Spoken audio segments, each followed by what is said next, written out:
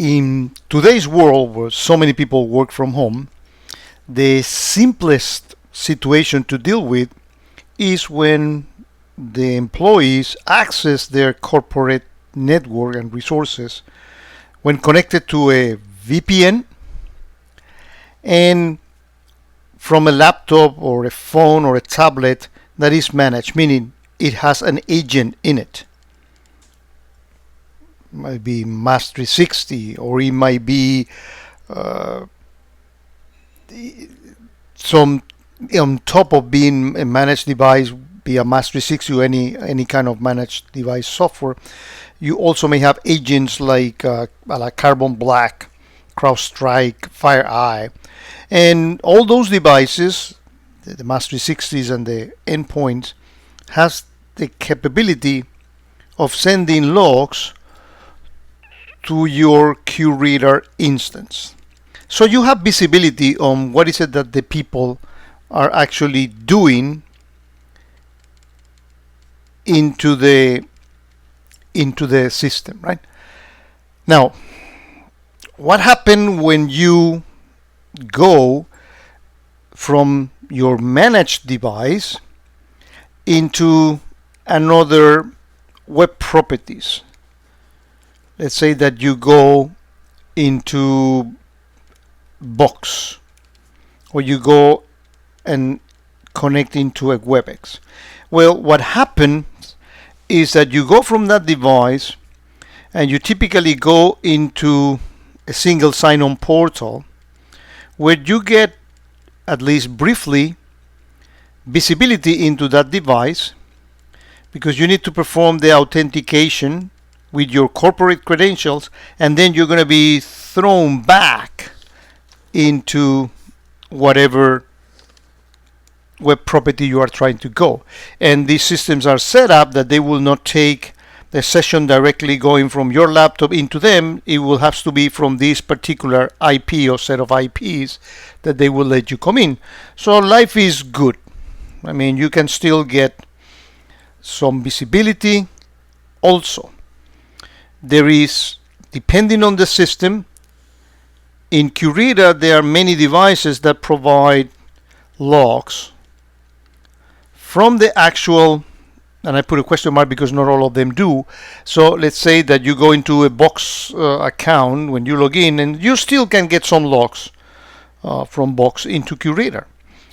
The granularity, the visibility is limited, but at least you get something, and that's the ideal situation. However, what we are finding out is that more and more people request to do business without any agent on managed device. This is my phone, my tablet, another computer. Why is it that I cannot do business with, and why is it that I cannot go from this particular device into that single portal and being thrown into Box? Well, you need to make some decisions in here.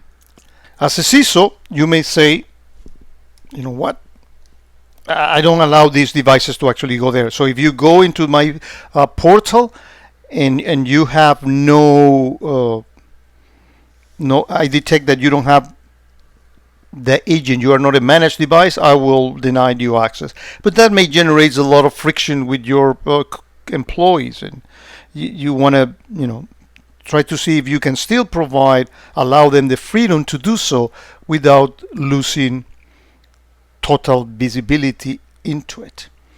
There is a way, and that's what this video is all about. There is a company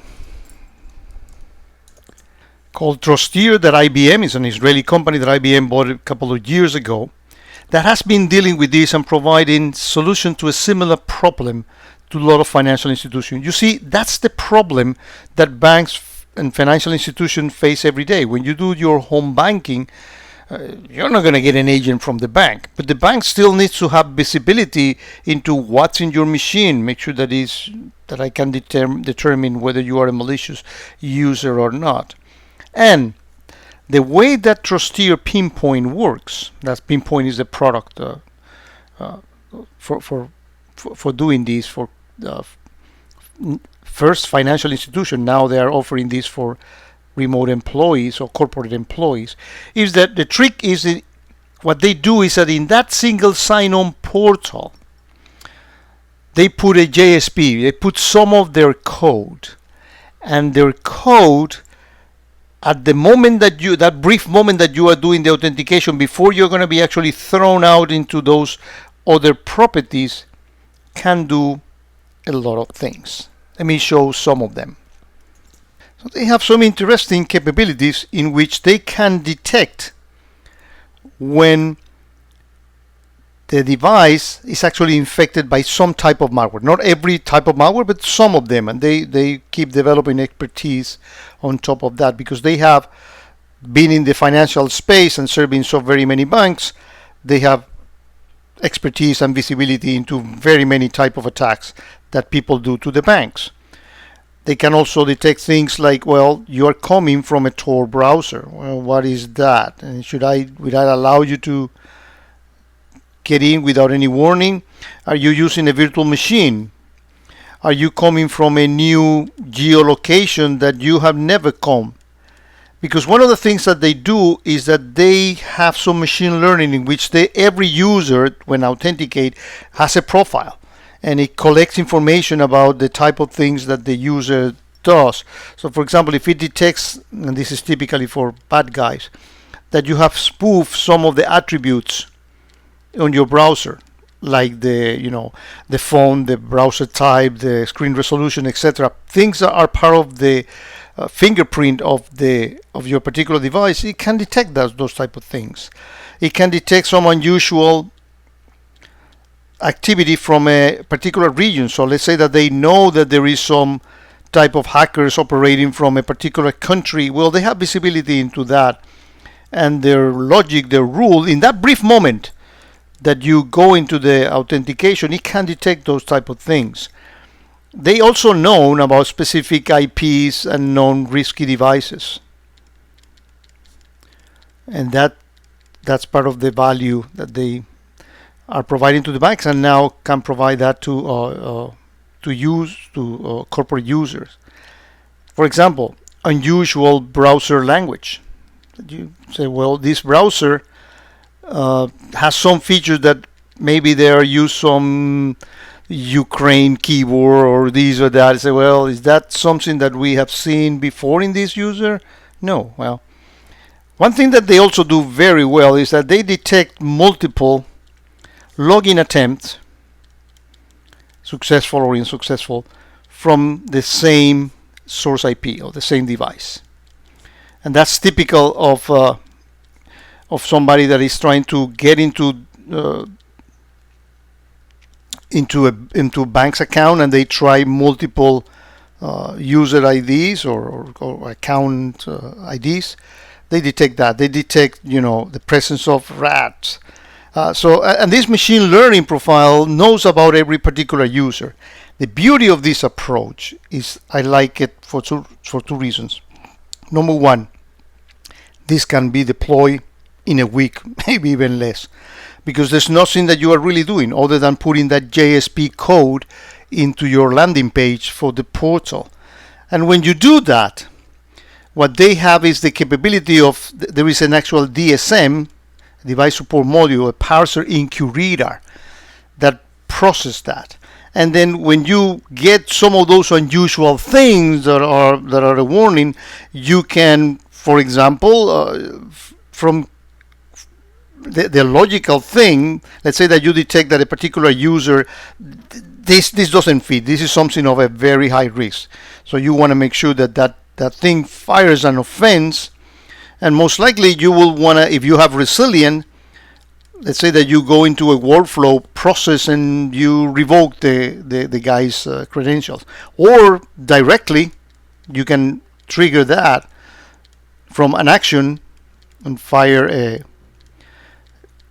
let's say typically a Python script that will go ahead and ask your identity management thing to revoke your password at once, right? So you have that capability of doing the automation. I think that if the situation is going to be drastic, you may want to have a workflow and somebody to validate additional things before going into that. But if you know it for sure and you want to do it straight from QRadar, you can actually do that. It's really up to you. So that technology, I'm going to be showing a demo of that technology working, is what Trusteer allows you to do. And again, the setup is trivial. The friction is minimal because then now you can allow people without any agent to conduct some part of business, and particularly when they go into other properties where you have information that you don't want it to be compromised. So you want to provide, as a CISO, you want to give some freedom to the business. You're going to adequate yourself to the current situation without losing too much of visibility. And also, let's say that you try this approach and you like it, most likely you will be inclined to use it as extend the product usage with risk-based authentication, in which you can actually do things like, okay, if I see you that you are coming and you are not who you are claiming to be, and we have certain information about it, we can actually go ahead and request, for example, a step-up authentication, or deny you access altogether, block you from actually going. You don't get that in the initial setup. In the stuff that I said that you deploy in 1 week or less, that will require a little bit more integration, because you will need to be talking to your identity management system or systems of sort, and this is falls into the realm of risk-based authentication. And actually, there's a Forrester report that puts Trusteer way up top as the leader in this particular space. But again, leaving risk-based authentication and all those things behind, I think that this is something that I want to mention to you guys, you practitioners of QRadar who are actually frequent visitors of this channel, because this might be a solution that you may want to propose. Because more and more, and it looks like it's going to be for a long time, we're going to be having people working from home, and you don't want to lose complete visibility, and you want to grasp that instance in when the authentication to the portal happens, to have that code and that magic and all that machine learning, all that technology that Trusteer has been providing banks and financial institutions for quite some time, to have that in order to make sure that your people are really coming and their devices are not infected, that are really them, that they are not doing unusual things. And you want to have all that logic without having to do any coding or develop any application of your own. You just want to grab that expertise and and deploy it with a lot of ease. Let me actually go on with the actual demonstration. And here's an offense that fired. My demo system, what I did is I have the logs coming from Trusteer pinpoint. We can actually open up the offense details. I just have those logs receiving here. We can actually see those events. Here's additional data from the offenses. And here are those specific events. You can actually, see them. There's even a nice dashboard in Pulse for it. So if we go to Pulse, I have in my Pulse dashboard a Trusteer one. Here it is. And we see the actual data, the source and destination IPs, the details about the event types, the offense. It's only one device that fired that, so that's what you see these as the most risky ones. And I think that this should be very interesting as an alternative to make sure that you don't lose visibility when people are working from home and they don't necessarily, for everything they do, are using a managed device. I think that this is pretty unique. Hope you enjoyed this video as much as I had fun creating it.